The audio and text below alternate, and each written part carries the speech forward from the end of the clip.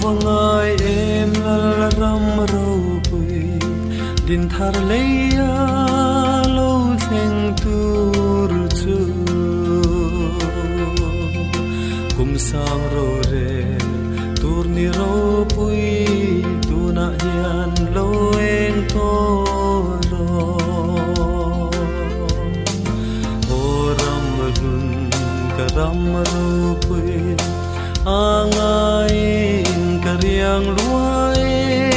oram lum karam ro pui angai kariang luai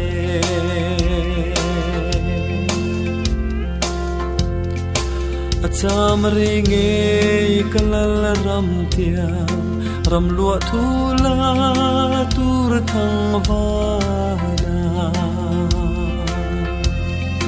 zain ka au zel do na sin le zayon na ngui zo ta o ram lun karam ro pui angai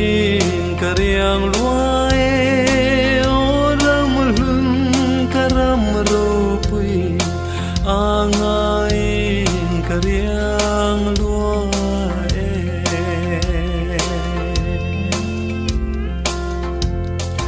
lal zong zong te ne na lal pa kalungai na ka soi the lo mi zong zong te ne na lal pa ka ngai che ka shil the lo o ram lun ka ram ro pui angai kariang luai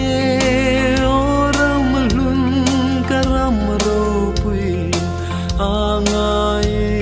kariang luai